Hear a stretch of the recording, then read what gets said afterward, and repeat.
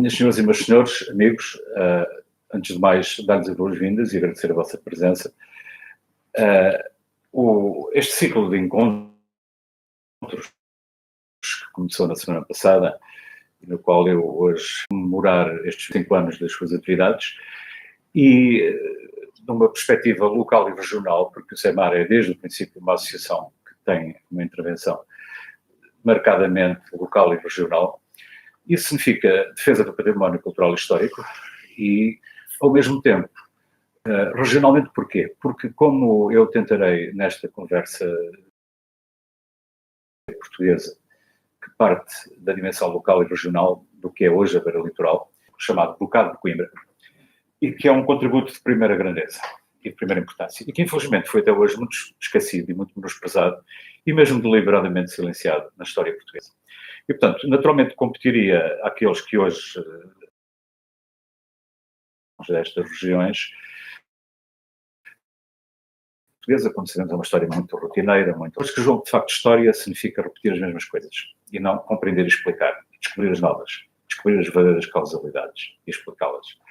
No que diz respeito à história local e regional da Beira Litoral e, concretamente, da Foz do Mondego, ou da Aveiro, como há pouco falávamos, em Aveiro as mesmas questões colocam-se, ela passa em grande medida na época de ouro da história portuguesa, que é a chamada época dos descobrimentos, de que toda a gente sempre fala, com a qual os portugueses justificam a sua identidade nacional, e bem, porque é uma grande aventura planetária que os levou a todo o mundo, que deu uma identidade própria ao povo português, de cosmopolitismo e de viagem, e até às vezes de humanismo, e há contributos regionais para isso. É espantoso que na historiografia portuguesa tal nunca tivesse sido verdadeiramente investigado e sabido. E pelo contrário, o reinado tradicional, aquela que o Dr. Salazar deu forma final, pedra e cal, depois ficou, ainda hoje continua, porque é essa, continua ainda hoje, que continuassem unidos como esses dos descobrimentos partirem do Algarve e tudo isso. O que é óbvio que não seria nunca possível, porque o Algarve não fazia, nessa época, parte de Portugal, as suas populações eram de origem mourisca e não portuguesa, e nada mostra que os islâmicos, no seu tempo de glória, nos séculos anteriores, pudessem ter feito essas navegações e descobrimentos geográficos. Quem o fez, de facto, foram os portugueses, o que significa o norte e o centro de Portugal. Essa é uma das minhas teorias malditas. Eu transformei-me hoje há muitos anos e ainda muito novo, então. Acontece que eu sou o autor do Guia de História dos Descobrimentos, o guia bibliográfico, de educação bibliográfica neste país. Portanto, querer silenciar o autor do guia de uma área científica é uma aposta difícil, em que os portugueses entraram a partir dos anos 90 do século XX, quando as censuras e as perseguições contra mim foram postas em curso, porque de facto eu tenho esse entendimento da história de Portugal muito diferente daquele que é o tradicional. É de facto radicalmente diferente e contraditório em relação à visão tradicional. Em minha opinião, é realmente do norte e desse dinamismo do norte, que historicamente era o Bocado de Coimbra, que parte de todo esse que dá os descobrimentos geográficos, e tudo isso foi silenciado no seguimento dessa convulsão política, dessa guerra civil, que é a morte do infante Dom Pedro e depois, sobretudo, a morte do seu neto, herdeiro político e vingador de sangue, o seu neto de sangue, o príncipe perfeito, o rei Dom João II, o maior governante sempre da terra e da gente portuguesa. Em minha opinião, esses golpes de Estado, no caso do infante Dom Pedro, ele foi assassinado quando já nem sequer tinha o poder por a grande nobreza feudal do interior, encabeçada pela Casa de Bragança, o seu meio-irmão bastardo, ao qual ele próprio tinha feito a virtuosa benfeitoria de atribuir o título de duque, que o pai de ambos não atribuiu. Esse assassínio significou também, não só depois da maldição da sua memória, fazendo desaparecer aquilo que era o seu contributo, e aí, sobretudo, utilizando e criando o mito e a mentira do infante Henrique, do seu irmão mais novo, ao qual a grande nobreza feudal atribuiu a maior parte dos méritos desses processos, sobretudo do processo dos descobrimentos geográficos, que haviam, não por nenhum senhor feudal, não por nenhum duque, foram feitos por quem sempre faz tudo no processo histórico, o dinamismo das populações, da iniciativa individual, da iniciativa privada, dos comerciantes, dos mercadores, dos burgueses, daqueles precisamente nestas regiões do litoral, como são do norte burguês, o Porto, ou aqui do Ducado de Coimbra, tinham feito o processo. E o Ducado de Coimbra tinham feito o processo. E agora, a nobreza interna, metropolitana, não é a promulgação que significa criar um país. Por isso foi assassinado a posteriori, e por isso depois essa maldição da memória inclui memórias, nomeadamente também as ultramarinas, ao seu irmão mais novo, mito que foi criado por essa grande nobreza feudal daí para frente. Sobretudo depois quando o neto e vingador do infante Dom Pedro, Dom João II, foi assassinado também num golpe de Estado palaciano em 1495, o qual é óbvio que está dito pelos cronistas e os historiadores que temos andado a tentar escondê-lo e silenciá-lo.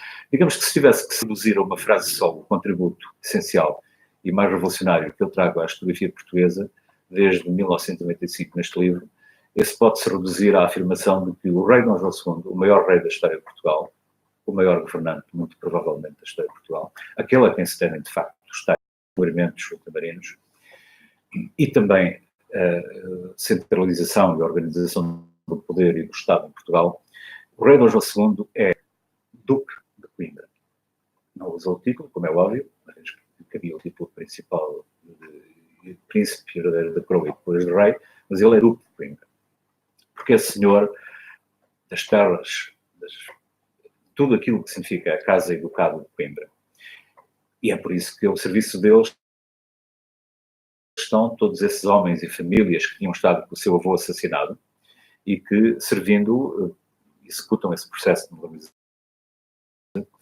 mandando, prendendo, julgando e executando o principal senhor feudal do país, o Duque de Bragança, e depois, defendendo-se de uma conspiração em curso, Dom João II matou mesmo o outro grande senhor feudal do país, portanto, o Duque de Viseu, que é o neto, por via adotiva, do célebre infante Dom Henrique. Portanto, o rei Dom João II, o neto do infante Dom Pedro, teve que matar e matou pelas suas próprias mãos, o processualismo judicial adequado, tinha mandado julgar e executar o outro grande,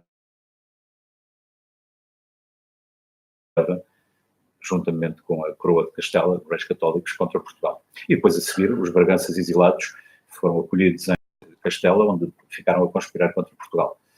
Até mais tarde, o rei Dom Manuel os deixava voltar a Portugal. Portanto, isto significa uma continuidade da Casa de Coimbra, do infante Dom Pedro e do seu neto de sangue, o rei Dom João II, que foi ele próprio, também senhor de Montemor Velho, de Boarcos, de Aveiro, de Ilha, por todas estas regiões, no tempo, na segunda metade do século XV, que avançam decisivamente os descobrimentos com navegadores, que são os subordinados de Diego da Zambuja, o grande um homem que na juventude, muito jovem, com 14 ou 15 anos, ou coisa que valha, tinha estado ele próprio na Batalha da Alfarrobeira, com o pai dele, que era afilhado do infante Dom Pedro.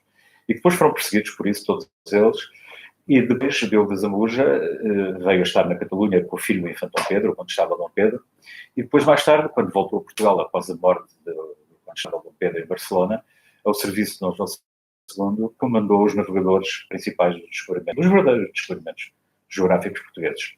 Diego Cao e Bartolomeu Dias. Diego Cao é com toda a probabilidade. Eu estou a me reparar que eu estou a dizer Diego, e também poderia dizer Diego da Zambuja, porque nós portugueses temos andado a modificar, a fazer a história um pouco mais... Ninguém se chamava Diogo no século XV. Os portugueses usavam o nome Diego, igual ao que hoje se usa em castelhano. Nós é que a posteriori, para nem sei bem porquê, começámos a mudar os nomes destas pessoas todas. E, de facto, este homem chamava-se Diego, não era português, obviamente, Diego da Zambuja, ou este Diego Cao. Este Diego, e, portanto, para o futuro, criou um sério problema continuar a silenciá-la e a repetir a historiografia tradicional nos próprios mundo dos pescadores. O mundo dos pescadores e da construção tradicional em madeira e das pescas, no futuro, é uma espécie de fumo deste fogo antigo. É uma forma através da qual nós podemos encontrar muito fossilizado do que era a influência destes séculos anteriores. E dizia eu, essa influência galega nas navegações e nas vilas marítimas portuguesas está exemplo de Buarcos ou de Montemor Velho. Dou-vos um exemplo. O escrivão dos pescadores aqui em Buarcos, que era uma terra muito significativa, é um homem indicado como Jorge de Ceia na documentação. Só que é um erro de leitura. Ele chama-se Jorge de Ceia. Ceia é um local da Galiza, da zona de Ourense do interior. E esse, portanto, o líder, digamos, dos pescadores, os pescadores de Buarcos são os mesmos que depois, em 1449, vão com o infante Dom Pedro à Batalha de Alfarrobeira, tentar defendê-lo, enfim, ingloriamente, não é? Pescadores numa batalha medieval não são de grande valia. Mas significa que tinham uma gratidão, precisamente porquê? Porque foi o infante Dom Pedro que instalou pescadores em todos estes, durante a sua regência, na década de 40 do século XV, instalou pescadores em todas estas regiões marítimas portuguesas. Agora, aqui em Montemor Velho e Buarcos, na Foz do Mondego, esse processo já vem mesmo do século anterior, do século XIV. O rei Dom Afonso IV, precisamente ao dar uma carta de povoamento a Buarcos em 1352, já significa isto. Agora, no tempo de Dom João I, e depois, sobretudo, no tempo do seu filho e herdeiro continuador, o infante Dom Pedro, da Viz de Coimbra, esse processo foi reforçado. Eu tenho dado já este exemplo, que é muito surpreendente para quem não perceba porquê. Em Tui, no túmulo de São Telmo, que é o paradigma, o símbolo para todos os pescadores e mercadores e variantes portugueses e galegos, o túmulo de São Telmo estava coberto com um manto com as armas anedótico, e eu tenho referido, mas hoje vou referir. É um pouco paradoxal e, repito, quase anedótico, que este processo de afirmação da história da beira litoral, e sobretudo aqui da Foz do Mondego, Buarcos, Montemor Velho, Coimbra, tenha que ser feito por mim. Por um lado, eu sou de facto o autor do Guia de História dos Descobrimentos, competia-me fazê-lo e trazer alguma realidade a esta mistificação, a esta mentira já anedótica em que se tornou a história originária da Beira Alta, lá, geograficamente, digamos, dos territórios lá do Infante Henrique, porque acho que deve ser feito, e é mais do que tempo de ser feito. Agora é um pouco estranho que tenha que vir eu, de facto, aqui à beira litoral, contribuir a ajudar esse tipo de defesa da sua própria afirmação, da sua própria identidade, porque repito, eu venho da beira interior, da beira alta, e não tenho tradições ligadas a este tipo de visão liberal. Pelo contrário, é uma guerra silenciosa, é uma guerra civil silenciosa, entre a Casa de Coimbra e a Casa de Bragança. Isto é, entre o desenvolvimento económico, que na Idade Média significa o comércio, os mercadores, o capitalismo nascente, toda a modernidade das práticas e do pensamento, e, por outro lado, o senhorialismo e o feudalismo, que obviamente são sobretudo do interior do país. O que acontece é que, de facto, quem ganhou fomos nós, lá do interior do país, dessa origem senhorial e feudal. A Casa de Bragança, como sabemos, é uma realidade essencialmente do Alentejo e, em alguma medida, do domínio interior e dos montes de Chaves, é o seu verdadeiro centro, é Chaves mais. E agora, com o tempo, a grande nobreza feudal, encabeçada sobretudo pela Casa de Bragança,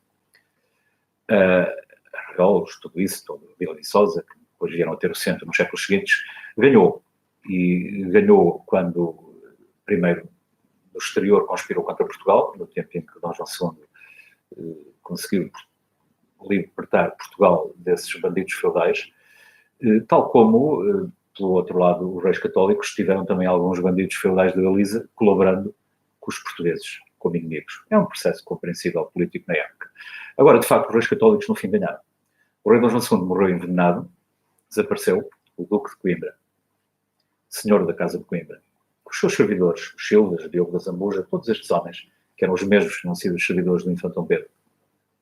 Morreu em 1495 e o novo rei, o rei Dom Manuel, não tinha a capacidade de enfrentar Castela, que o seu primo assassinado tinha tido, e por isso preferiu uma situação de subserviência perante Castela, e Portugal entrou para sempre numa decadência que depois foi também económica, não é? Com a galinha dos ovos de ouro já comida, e depois a seguir veio o seu sucessor, Dom João III, que no tempo das vacas magras ainda defendeu, introduziu a Inquisição para um mecanismo económico e social de perseguição da modernidade, da economia, do capitalismo, dos burgueses, de tudo o que fosse desenvolvimento. Portugal perdeu para sempre. De facto, há aqui uma guerra civil, e não suficientemente significativa, para ter apoiado esse processo de modernização desenvolvido pelo Brasil, aqui destas regiões do litoral, no norte e no centro, perdeu. Perdeu duplamente, quando o rei Dom João II foi feito desaparecer, e de facto e levou a uma decadência óbvia e por razões óbvias também, ao longo do século XVI e depois XVII, XVIII e XIX ainda pior. A própria Casa de Bragança, em minha opinião, é este processo, esta verdadeira guerra civil, que é a história de Portugal, silenciosa, e por isso aquele episódio em que é conhecido como processo dos Távoras, embora não seja de facto dos Távoras, porque é o processo da Casa de Aveiro, e o que se pretendia destruir era a Casa de Aveiro, que é o rei de Portugal. As pessoas esquecem-se que, como seu ministro na altura, executando essa sua política, de facto manda matar, e de forma invulgar para a época, o Duque de Aveiro. Os Duques de Aveiro, como sabemos, são a continuidade, a partir do século XVI, da Casa de Coimbra. O rei Dom João II, de facto, quando morreu, não teve tempo de poder legitimar o seu filho Dom Jorge, portanto, um filho natural, um filho bastardo, que é o bisneto do infante Dom Pedro. Dom Jorge é Duque de Coimbra, mas naturalmente centra as suas atividades no Sul, na Ordem de Santiago, que é mestre também em Palmela, em Setúbal, Azeitão.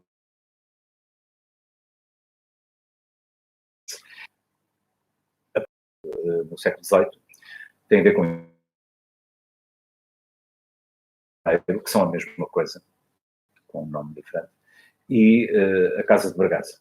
E por isso o Duque de Bragança consegue eliminar o Duque de Aveiro, herdeiro da Casa de Coimbra, no século XVIII, e nessa altura acontece se tenta mudar o nome Aveiro e mudar o nome de Aveiro para Nova Bragança. É esta a razão dessa tentativa de mudança de nome. Naturalmente, pedida localmente por alguma gente subserviente em relação à Casa de Bragança, mas que não teve êxito. Porque os aveirenses e ilhavenses, essa gente do mar e gente corajosa que são, têm a noção da sua própria identidade. E, portanto, alguns anos depois, claro que o nome Nova Bragança não vingou e voltou a chamar-se Aveiro. Mas até isso foi tentado. Eu explico tudo isso no meu livro A Maldição da Memória. Nos efeitos que passa a ter no futuro, aqui para a história local e regional, para a identidade da eleitoral. E, sobretudo, aqui, claro, nas da Aveiro e de Ilha, porque eu não menti muito, não conheço bem essa realidade, mas não tenho dúvida que é este o sentido que a explica. Agora, no que diz respeito à parte de Mondego, com a polícia melhor do país, como o Velho e tudo isso, não tenho dúvidas que essa maldição que se seguiu significou esta decadência. Vou dar-vos um exemplo. O Montemor Velho era uma das terras principais de Portugal inteiro. Hoje em dia é uma pequena, uma vila, uma aldeia, tem 2.000 habitantes. Buarcos era uma das vilas marítimas principais da cidade da Figueira da Foz. De facto, essa nos séculos seguintes que teve a ver, em minha opinião, com esse processo político da destruição da Casa de Baixo Mondego, foi a que mais sofreu essa asfixia da Inquisição, que radicalmente destruíram quer uma dos estudados, e é incompreensível. Ou talvez seja compreensível, já vamos dizer porquê. Porque essa importância do Buarcos, não há a mínima dúvida. Aveiro era um sítio pequeno, insignificante, provavelmente que vos falei do Reino de Portugal. E um só exemplo. O castelo do Infante Dom Pedro, em Buarcos, castelo medieval, aqui do Alto de Buarcos, logo poucos meses depois do seu assassínio no episódio de Alfarrobeira, foi apropriado, foi pelo Mosteiro de Santa Cruz de Coimbra. Portanto, o grande senhorialismo eclesiástico de Coimbra, que sempre foi o grande inimigo do Infante Dom Pedro.